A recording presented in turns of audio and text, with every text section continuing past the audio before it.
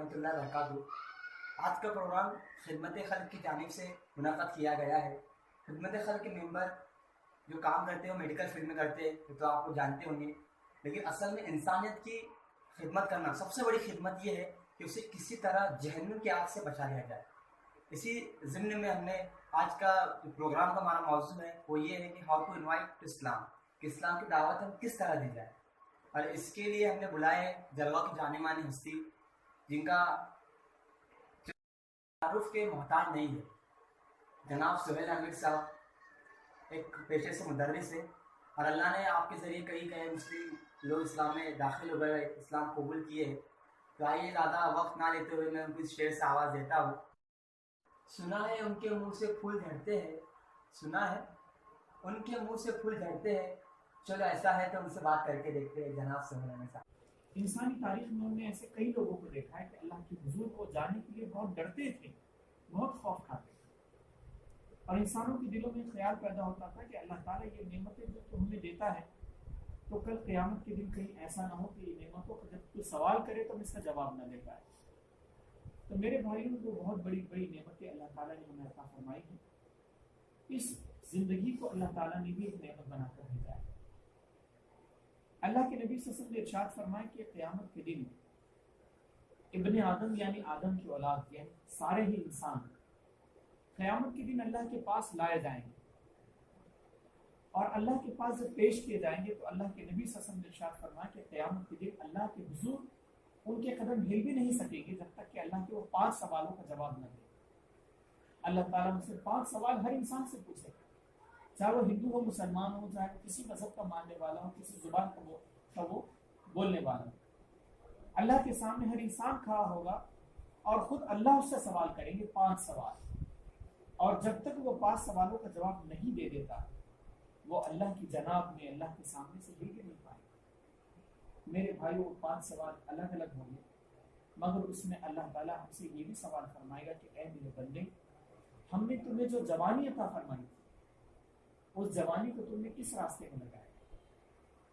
تو اللہ کی قسم جب تک کہ ہم اپنی جوانی کا حساب نہیں دیں گے اللہ کے پاس، جب تک اس کا حساب نہیں دیں گے اللہ کی قسم ہم اللہ کے سامنے ہل بھی نہیں سکتے۔ اب ہمیں سوچنا ہے کہ ہم اپنی زندگی کو کہاں پر لگا رہے ہیں۔ اب ہمارے سامنے 2 آپشن ہیں، چاہے تو ہم دنیا کو خوش کرنے کے لیے بہت ساری چیزیں کریں، اپنے دل کو خوش کرنے کے لیے بہت ساری چیزیں کریں، اپنی شخصیت کو خوش کرنے کے لیے بہت ساری چیزیں کریں، یا پھر یہ کریں کہ دنیا ایک طرف ہو جائے مگر ہم صرف اللہ کو خوش کرنے والے بنیں گے۔ یہ دراصل یہ داعیت ہمارے دل میں پیدا ہونی چاہیے۔ اللہ کی بہت بڑی بڑی نعمتوں میں میرے بھائی سب سے بڑی نعمت اللہ کا دین ہے، جسے اللہ تعالیٰ نے دین اسلام بتایا۔ آپ کو میں ایک حدیث سناتا ہوں، اللہ کے نبی صلی اللہ علیہ وسلم کے بارے میں یہ بات لکھتی ہے کہ اللہ کے نبی صلی اللہ علیہ وسلم جیسا بخشا بخشایا نبی، آپ جیسا معصوم نبی، آپ جیسا معصوم الخطا نہ اس دنیا میں کوئی تھا نہ آیا، مگر اللہ کے نبی صلی اللہ علیہ وسلم اپنی زندگی کو اس ناطے سے بہت قسم و پرسی میں گزارتے ہیں کہ اللہ تعالیٰ مجھ سے سوال پوچھے۔ تو اللہ کا دین یہ اللہ تعالیٰ کی طرف سے بہت بڑی نعمت ہمارے پاس ہے۔ یعنی ہمارے پاس سوال یہ ہو سکتا ہے کہ اگر ہمارے پاس دنیا کی ساری دولت ہوتی، اگر ساری دنیا کے ڈھیر آپ کے قدموں میں ہوتے، دنیا کی بادشاہی ہمارے سر پر ہوتی، اور اگر اللہ کا دین ہمیں نہ ملتا تو میرے بھائی اس دنیا کے ناکام انسان ہوتے۔ مگر قیامت کے دن وہ انسان سرفراز ہو گئے، وہ لوگ کامیاب ہو گئے، وہ لوگ کامران ہو گئے جن کے پاس بھلے ہی دولت نہ ہوگی، جن کی بھلے ہی شہرت نہ ہوگی، جن کے بھلے ہی چرچے نہ ہوگے، مگر ایسے لوگ جو اللہ سے ڈرنے والے ہوتے ہیں قیامت کے دن وہ کامیاب ہو جائیں گے۔ اس کے بارے میں اللہ کے نبی صلی اللہ علیہ وسلم کی حدیث کا مفہوم یہ ہے کہ قیامت کے دن کہیں ایسے لوگ ہوں گے جنہیں اللہ جب بلائے گا تو لوگ کہیں گے اچھا آپ اللہ تعالیٰ آپ کو جانتا ہے۔ وہ لوگ کہیں گے کہ ارے ہم تو ان کے بازو والے تھے، ہم تو ان کے پڑوسی تھے، ہم نہیں جانتے۔ مگر اللہ تعالیٰ فرمائے گا کہ تمہیں لوگ نہیں عزت کرتے ہیں مگر تمہارا پروردگار تمہاری عزت کرتا ہے۔ کتنے بڑے انسان ہو گئے، اور ہمیں بھی یہی کرنا ہے کہ کاش ہم اللہ کی نگاہوں میں بڑے بنے، کاش ہم اللہ کی نگاہوں میں شریف بنے، کاش کہ اللہ کی نگاہوں میں باعزت بنے۔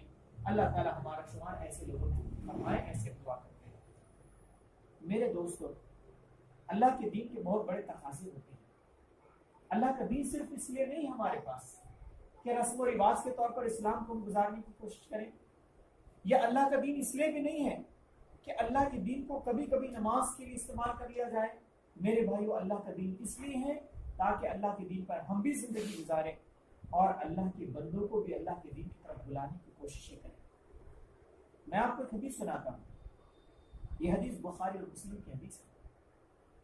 اس حدیث کو روایت کرنے والے جنہوں نے ہم کو حدیث سنائی ہے، یہ صحابی رضی اللہ تعالیٰ عنہ کا نام ہے حضرت عبداللہ بن مسعود رضی اللہ تعالیٰ عنہ۔ حضرت عبداللہ بن مسعود رضی اللہ تعالیٰ یہ کہتے ہیں کہ ایک مرتبہ اللہ کے نبی صلی اللہ علیہ وسلم کی خدمت میں حاضر ہوا۔ اس حالت میں حضرت عبداللہ بن مسعود رضی اللہ عنہ کہتے ہیں کہ میں ایک دن مسجد نبوی میں داخل ہوا، مسجد نبوی جو مدینہ میں ہے۔ وہ کہتے ہیں کہ میں مسجد نبوی میں داخل ہوا، میں کیا دیکھتا ہوں کہ اللہ کے نبی صلی اللہ علیہ وسلم مسجد کے ممبر پر تشریف فرما، اللہ کے نبی صلی اللہ علیہ وسلم سامنے بیٹھے، اور مجھے آتا ہوا دیکھا اللہ کے نبی صلی اللہ علیہ وسلم نے، تو فرمانے لگے عبداللہ بن مسعود میرے قریب آ۔ عبداللہ بن مسعود کہتے ہیں کہ میں اللہ کے نبی صلی اللہ علیہ وسلم کی عظیم شخصیت، آپ کی ذات میرے سامنے ہے، اور میں اپنے گھٹنے ٹیک کر زمین پر بیٹھ گیا، اور میں نے میرے نبی سے کہا فرمائیے میرے نبی میرے ماں باپ قربان، حکم فرمائیے میں کیا کروں۔ اللہ کے نبی صلی اللہ علیہ وسلم نے کیا حکم فرمایا؟ اللہ کے نبی صلی اللہ علیہ وسلم نے حکم فرمایا کہ عبداللہ بن مسعود میرا دل یہ چاہتا ہے کہ تم مجھے قرآن پڑھ کر سنا، تم مجھے قرآن پڑھ کر سنا۔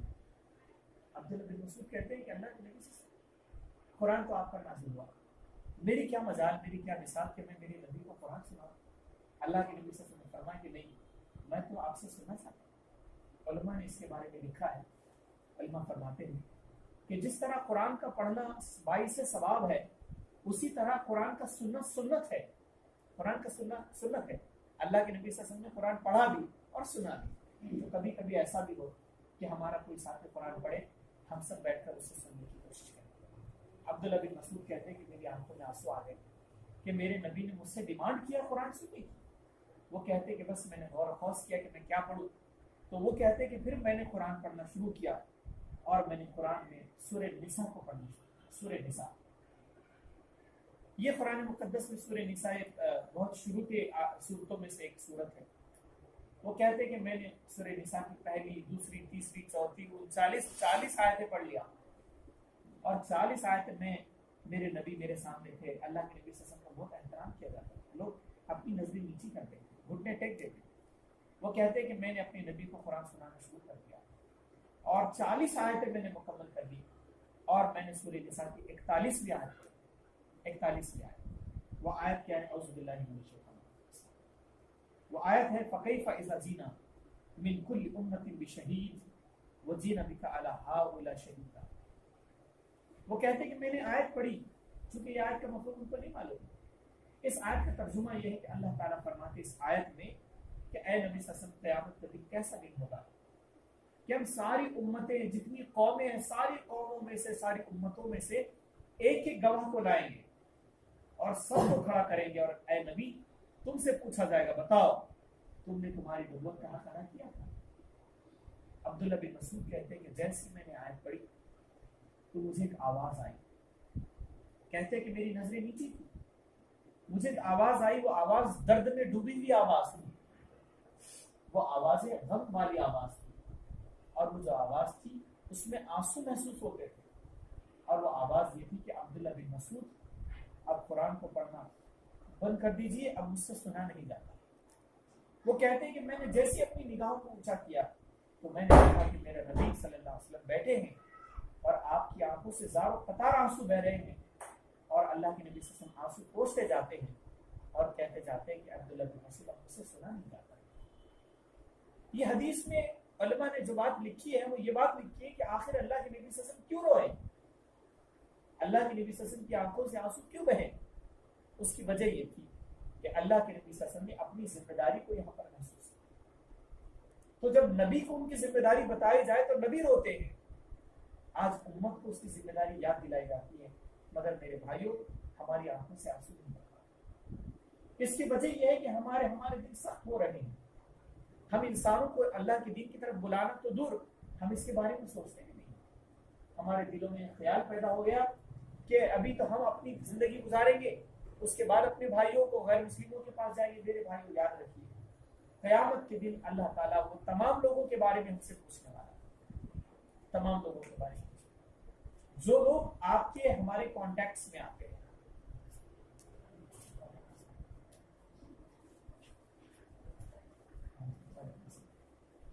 تو اللہ تعالیٰ قیامت کے دن ہم سے پوچھنے والا ہے، اور اللہ تعالیٰ ایک ایک فرد سے یہ پوچھے گا کہ بتاؤ تم نے اللہ کے دین کی دعوت کا حق کیسے ادا کیا. اب میرے بھائیوں دوسری حدیث میں آپ کو سناتا ہوں، اللہ کے نبی صلی اللہ علیہ وسلم ابھی دعوت کا کام کر کر آئے، پوری زندگی اللہ کے نبی صلی اللہ علیہ وسلم کی دعوت، اللہ کے نبی صلی اللہ علیہ وسلم دعوت اور تبلیغ کا کام کر کر آئے. اور اللہ کے نبی ہمارے نبی ایسے تھے، ہمارے نبی صلی اللہ علیہ وسلم ایسے تھے کہ اللہ کے نبی صلی اللہ علیہ وسلم کے پاس یہ دنیا کی ساری لگژریس لائف نہیں تھی دنیا کی، بلکہ اللہ کے نبی صلی اللہ علیہ وسلم پیدل اپنا کام کرتے. آپ لوگ ذرا آگے تشریف لائے، ہمارے پیچھے ساتھی کر رہے ہیں.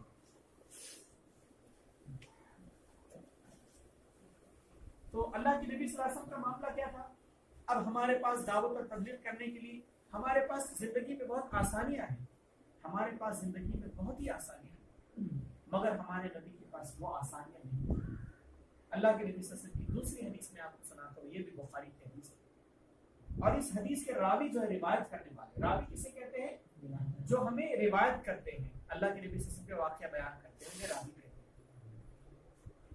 یہ راوی حضرت زید بن حارث رضی اللہ عنہ. اس حدیث کے راوی کون ہے؟ حضرت زید بن حارث رضی اللہ عنہ. یہ اللہ کے نبی صلی اللہ علیہ وسلم کے منہ بولے بیٹے بھی ہیں. وہ کہتے ہیں کہ ہم ایک دن مکہ المکرمہ سے یعنی مکہ سے نکلے اور اللہ کے نبی صلی اللہ علیہ وسلم پورے مکہ میں دعوت کا کام کیا، اور جب مکہ میں لوگوں نے اسلام کی دعوت کو قبول نہیں کیا تو اللہ کے نبی صلی اللہ علیہ وسلم طائف گئے. طائف آپ گوگل پر اگر گوگل میپ پر دیکھیں تو گوگل میپ پر کبھی آپ نے ڈالا تو اس میں طائف کا نقشہ آج بھی اگر آپ 3D اینیمیشنز میں ڈالیں تو 3D نقشہ نکلتا ہے.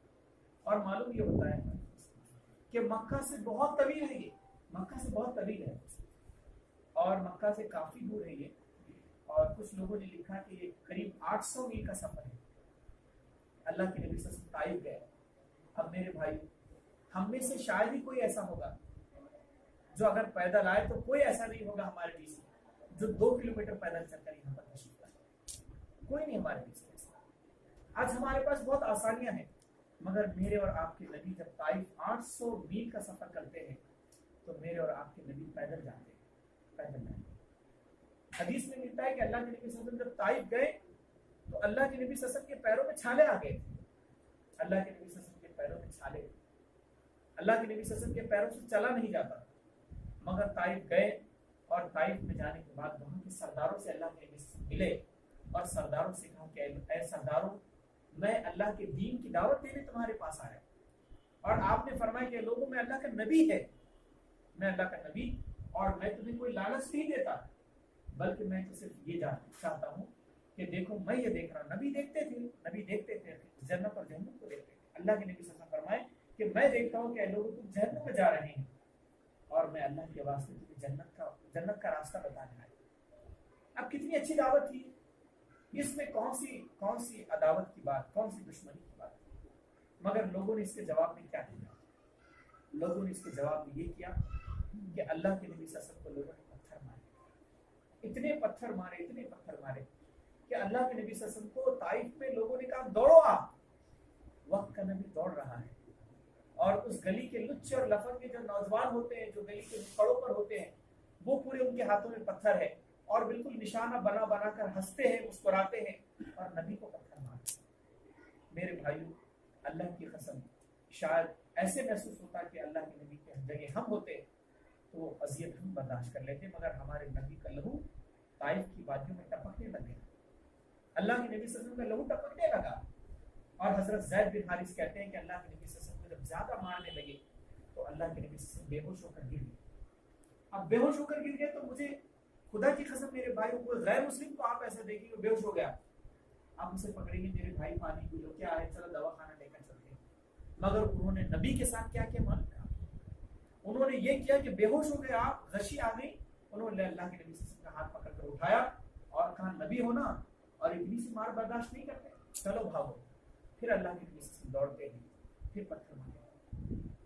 کہتے ہیں حدیث میں کہ اللہ کے نبی صلی اللہ علیہ وسلم ایک یہودی کے باغیچے میں अल्लाह के नबी सल्लल्लाहु अलैहि वसल्लम को ले जाया गया। यहूदी के बगीचे में जैसे लेकर गए तो इतने जख्मों से चूरते कि अल्लाह ने गिर गए सलाह से, हमारे नबी गिर गए। अब अगर आप चलते चलते गिर जाए तो सबसे पहला कदम जूते उतार लेंगे, हमारे साथी जूते उतारते। आप भी अगर अपने घर में कभी थक कर जाए, लेट जाए, तो हमारी वालिदा हमारे पैरों से अपनी चप्पल उतार ले। अल्लाह के नबी सल्लल्लाहु अलैहि वसल्लम गिरे और गिरने के बाद बेहोश हो गए। तो हजरत ज़ैद बिन हारिस कहते हैं कि मैंने सोचा कि चलो जूतियाँ उतार दी जाए। ये जूतियों को हम क्या कहते हैं? बड़े अदब में कहते हैं नालय शरीफ है, नालय शरीफ है। ये अल्लाह के नबी सल्लल्लाहु अलैहि वसल्लम की वो जूती है कि अगर उम्मत मुस्लिमा अपने सरों पर रखे तो पाक हो जाए। हजरत ज़ैद बिन हारिस कहते हैं कि मैंने जैसी जूते निकालने की कोशिश की तो मैंने महसूस किया कि खून इतना बह चुका था कि खून के गोंद से वो जूती चिपक चुकी। वो कहते हैं कि अचानक एक यहूदी ने उस बगीचे के मालिक ने देखा और मालिक ने कहा कि अरे ये कौन है? तो उसमें रहम आ गया। तो उसने पानी और खजूरें, उसके खजूर का बगीचा था, खजूरें तोड़ ली और पानी, ठंडा पानी और खजूरें पेश किया। वहां पर लोग अपने मेहमान को ऐसे ही देते थे, हम लोग जिस तरह चाय पानी करते हैं वो लोग खजूर और पानी देते थे। अल्लाह के नबी सल्लल्लाहु अलैहि वसल्लम बेहोशी से उठे। आप सल्लल्लाहु अलैहि वसल्लम को गुलाम ने खजूरें और पानी पेश किया। अब मेरे भाइयों, दाई जो होता है, अल्लाह के दीन का जो दाई होता है, अल्लाह का जो नेक बंदा होता है, वो अल्लाह के नबी सल्लल्लाहु अलैहि वसल्लम खुश नहीं हो गए कि आपने मुझे दिया, चलो खुशी की बात है। अल्लाह के नबी सल्लल्लाहु अलैहि वसल्लम ने फरमाया कि मुझे खुशी तो जब होगी है गुलाम कि तुम भी ये कह दो कि अल्लाह के सिवा कोई माबूद नहीं, तुम फना पा जाए। कहते कि यहूदी बाग का मालिक जो था वो यहूदी था।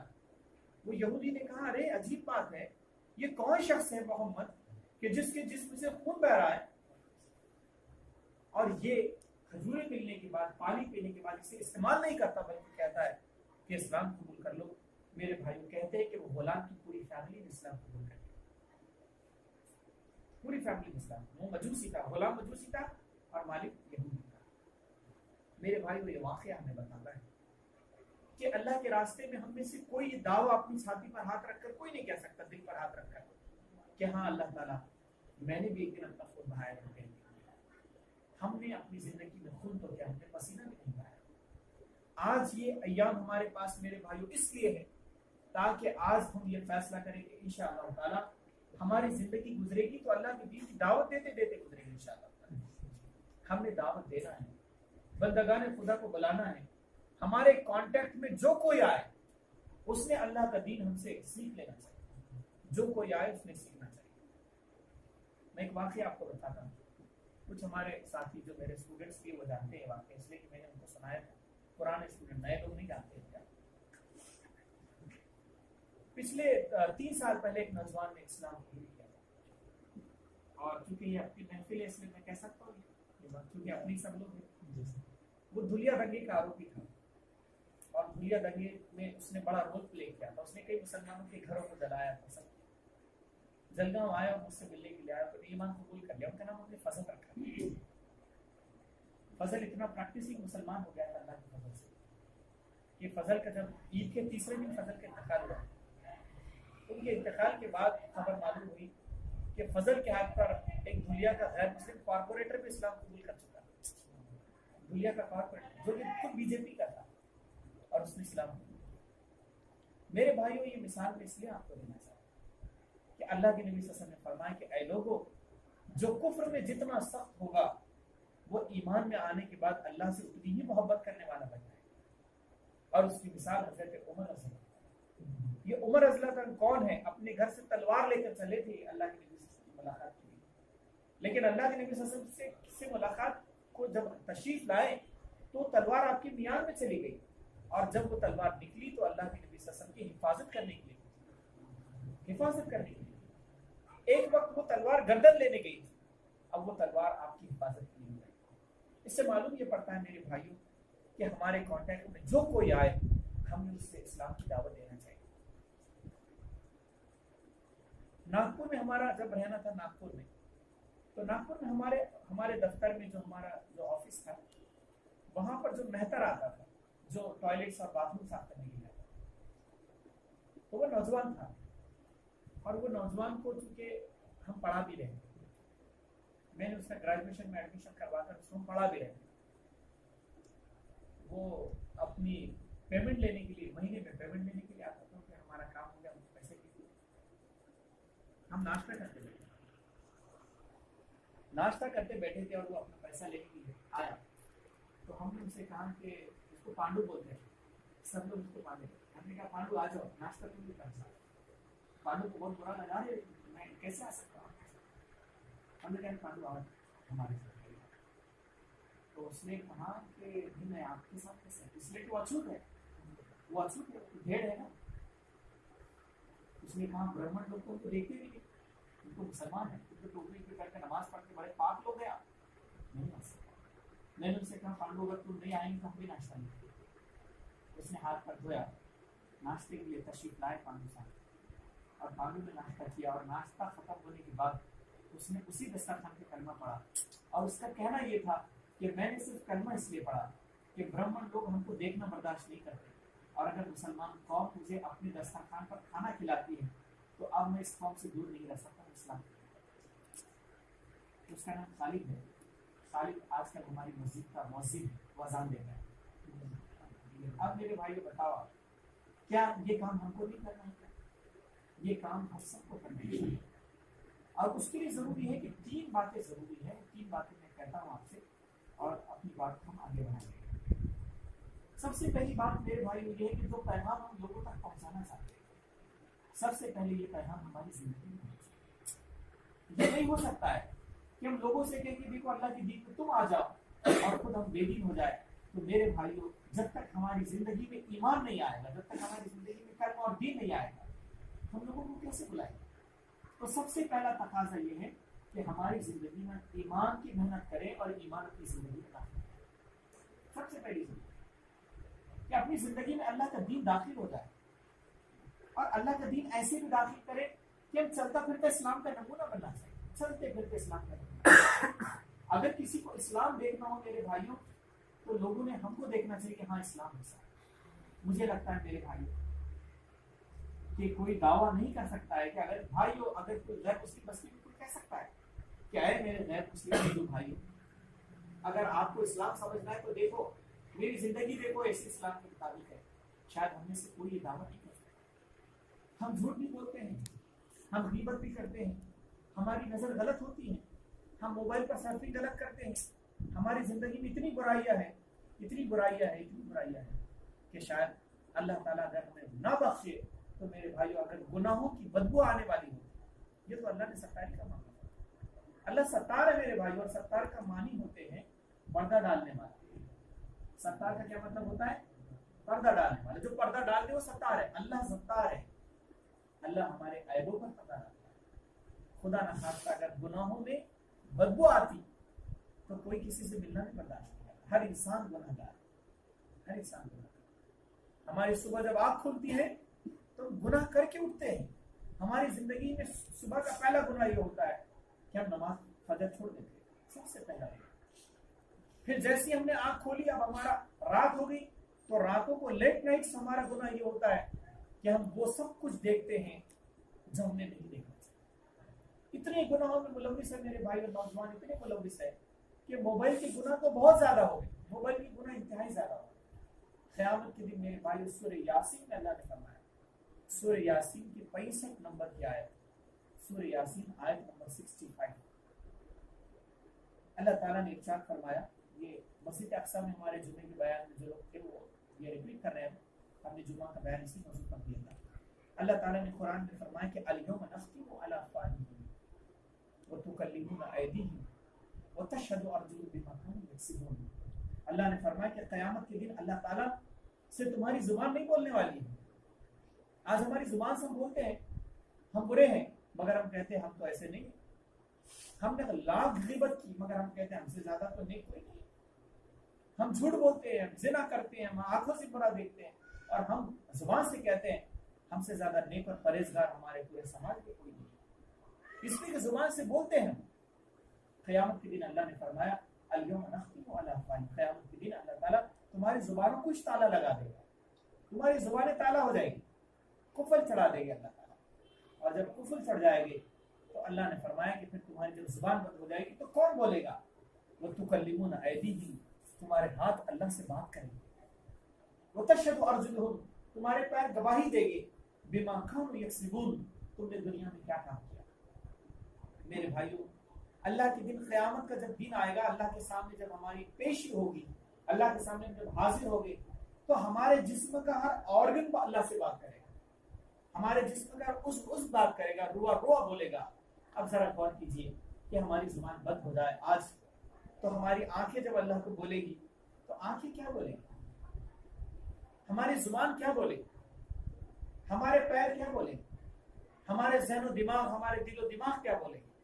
قیامت کے دن میرے بھائیوں یہ جب بولے گے تو ہمارے ول پاور سے نہیں بولیں گے, یہ اللہ کے سامنے اللہ کے حضور بولے گے تو اللہ کو بتائیں گے کہ اللہ تعالیٰ تو چاہتا تھا کہ یہ نہیں دیکھنا مگر یہ دیکھتا تھا, تو یہ چاہتا تھا کہ یہ ہاتھوں سے اچھا کام کرنا مگر اے پروردگار یہ ہاتھ یہ برے کام کرتے تھے. میرے بھائیوں جب اللہ کے حضور یہ ساری گواہیاں پیشی ہو جائے گی تو انسان کیا کرے گا. اللہ تعالیٰ نے قرآن میں فرمایا یقول یا لیتنی قدمت لحیاتی, انسان اللہ سے بولے گا اے کاش یہ زندگی آنے سے پہلے میں نے کوئی زندگی کی تیاری کی.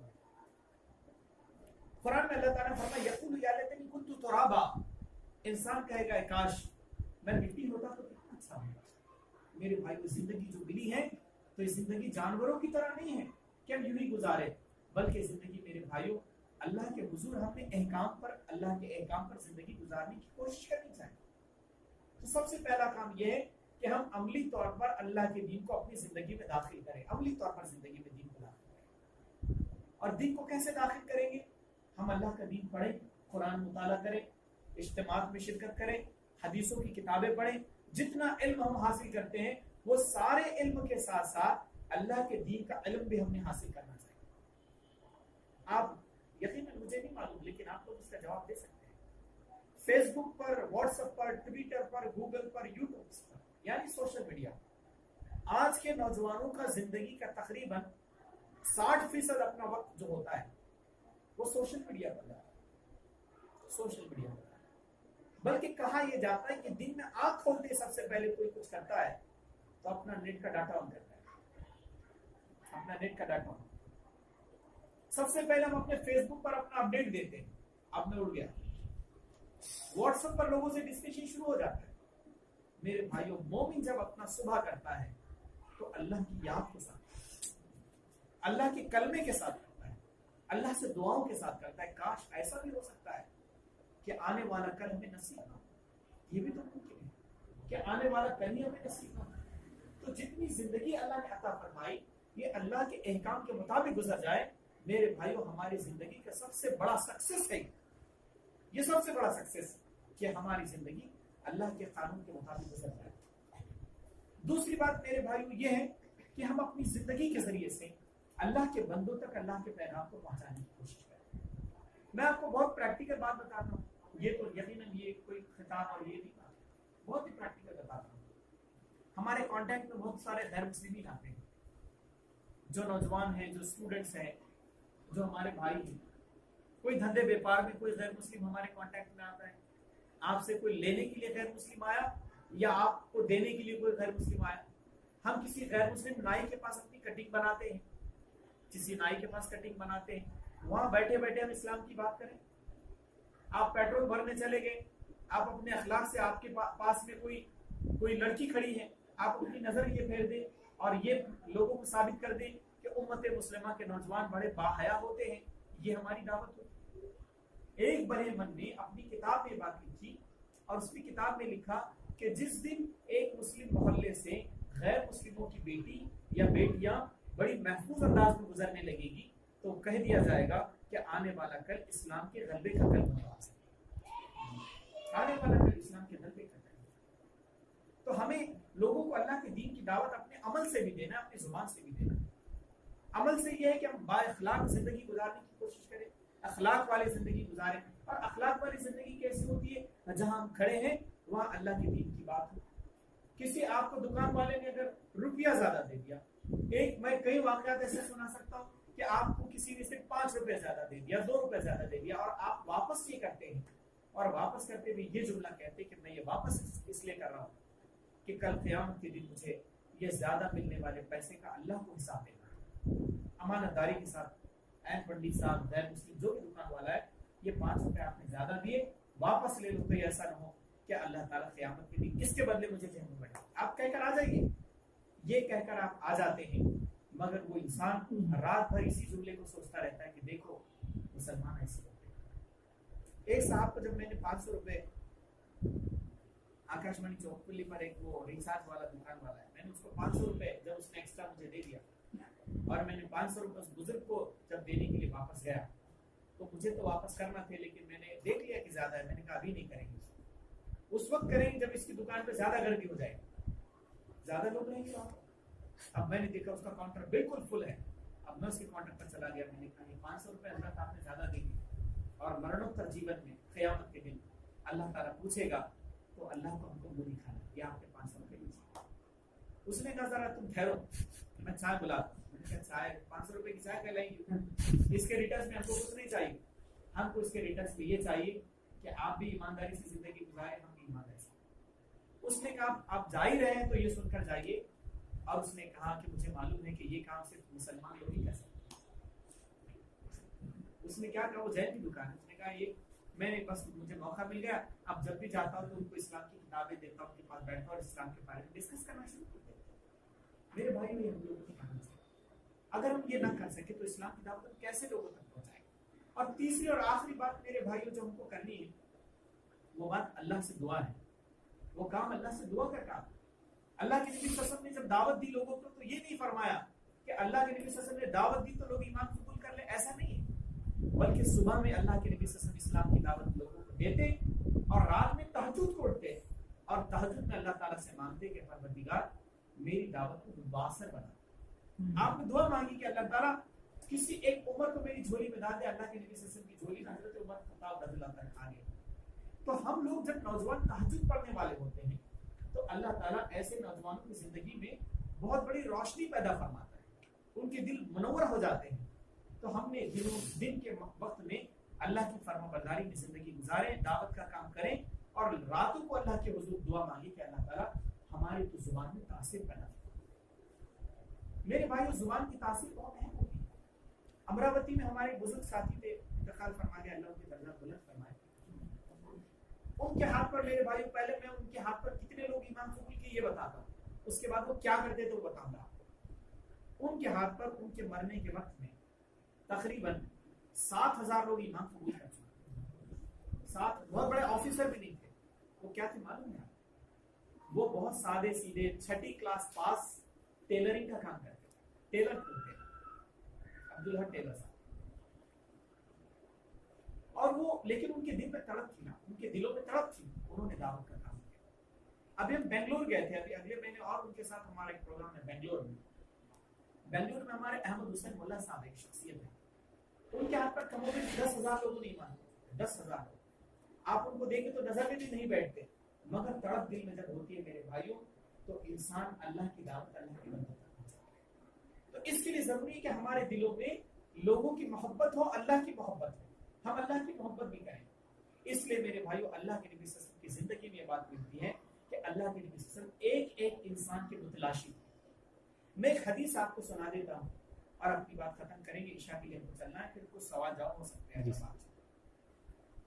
एक मरतबा हजरत उमर रज़ियल्लाहु तआला ने अपने साथियों के साथ, उनके साथी, उनके दोस्त कौन थे, कोई मामूली लोग थे? हजरत उमर साथी कौन? सब सहाबी थे, सारे सहाबी थे। हजरत उमर रज़ियल्लाहु तआला ने लोगों से कहा कि ऐ लोगों, ऐसे लोग बैठे हुए थे वहां और वो खलीफा थे। हजरत उमर रज़ियल्लाहु तआला ने फरमाया कि ऐ लोगों, मेरी ख्वाहिश है कि हम में से एक एक कोई तो भी दुआ करें, और आप दुआ करो हम सब आमीन कहेंगे, फिर आपने दुआ करना हम सब आमीन, फिर मैं दुआ करूंगा आपने सबने आमीन कहना। ऐसा उन्होंने कहा। बस उन्होंने कहा चलो दुआ करो और हम सब आमीन कहेंगे। तो एक सहाबी ने क्या दुआ मांगी? एक सहाबी ने दुआ मांगी कि अल्लाह ताला, मैं तुझसे दुआ करता हूँ कि अल्लाह ताला तो मुझे एक कमरा भरकर सोना और चांदी अता फरमा। अभी की दुआ, और लेकिन उसके बाद आपने क्या फरमाया? इतना सोना और चांदी कमरा भरकर अल्लाह ताला तू मुझे दे, ताकि मैं सारे सोने और चांदी को अल्लाह ताला तेरे रास्ते में कुर्बान करूं। वो तो गरीब थे, तो सब ने कहा आमीन। दूसरे साहबी ने फरमाया कि अब आपका नंबर, आप बोलो।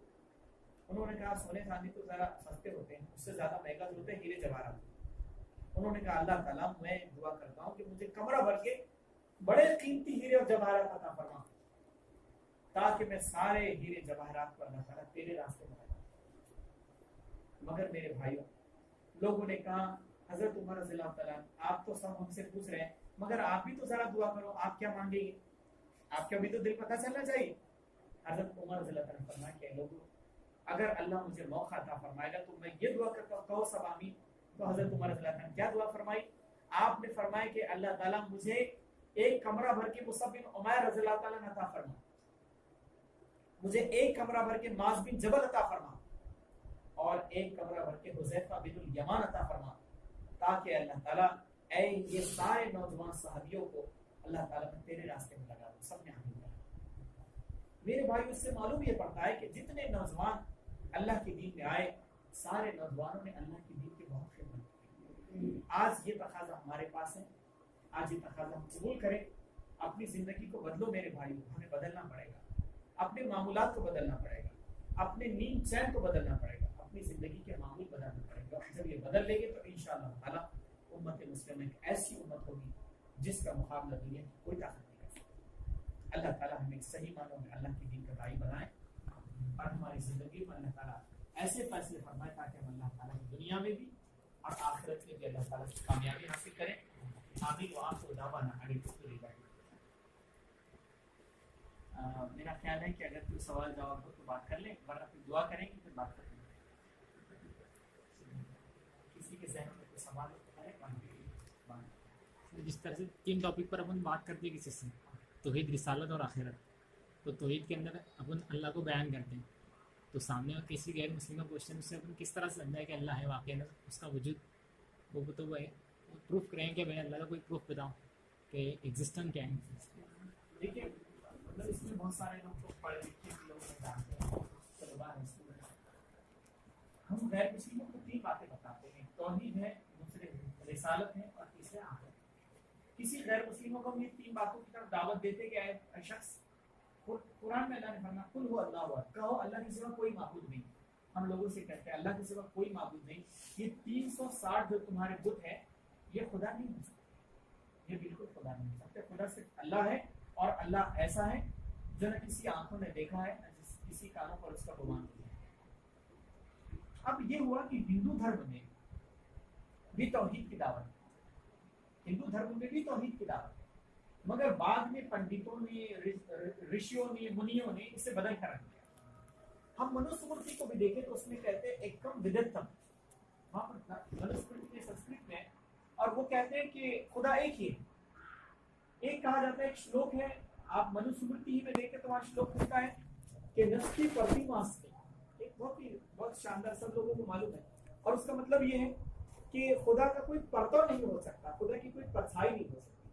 تو یہ کس نے کہا؟ یہ قرآن میں نہیں ہے، بلکہ ہندو دھرم کی دھرم گرنتھوں میں ہے۔ اس کا ثبوت یہ ہے کہ اللہ خدا ایک ہے۔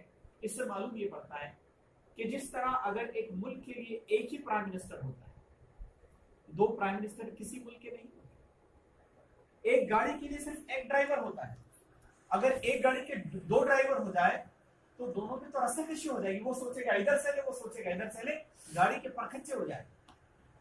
تو جب ایک چھوٹی سی گاڑی ایک ہی ڈرائیور سے چلتی ہے تو کائنات کا نظام کسی 2 ڈرائیور سے کیسے چل سکتا ہے؟ امام ابو حنیفہ رحمۃ اللہ علیہ، جن کے ہم سب ماننے والے حنفی لوگ ہیں، ہم سب ہمیں سے تمام حنفی ہیں۔ امام ابو حنیفہ سے ایک فادر نے پوچھا، عیسائی نے پوچھا کہ خدا دکھتا نہیں ہے، خدا دکھتا نہیں ہے تو خدا کو کیسے مانیں؟ تو امام ابو حنیفہ رحمۃ اللہ علیہ نے بتایا کہ جس طرح ہوا چلتی ہے تو کیا آپ کو ہوا دکھائی دیتی ہے؟ مگر ہوا پر یقین کرنا پڑتا ہے۔ آج کی سائنس، آج کی فزکس میں اگر آپ پڑھیں، فزکس میں، طبیعت میں، تو جب آواز سے بات کر رہے ہیں، یہ ہماری آواز کی جو ویو لینتھ ہوتی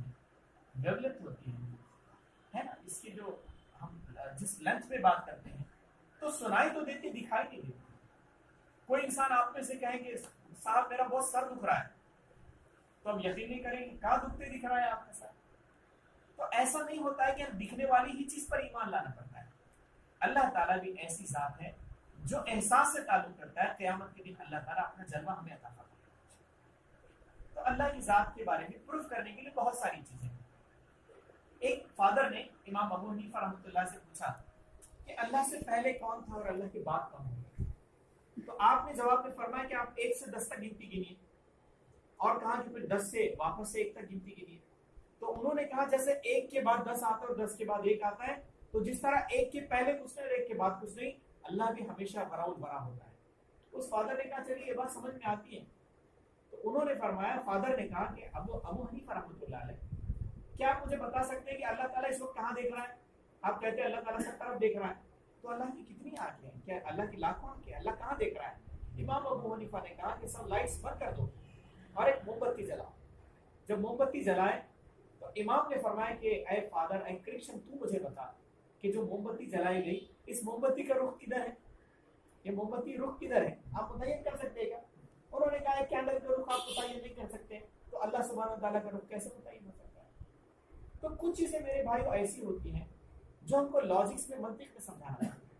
دوسری بات ہم رسالت کے بارے میں کرتے ہیں۔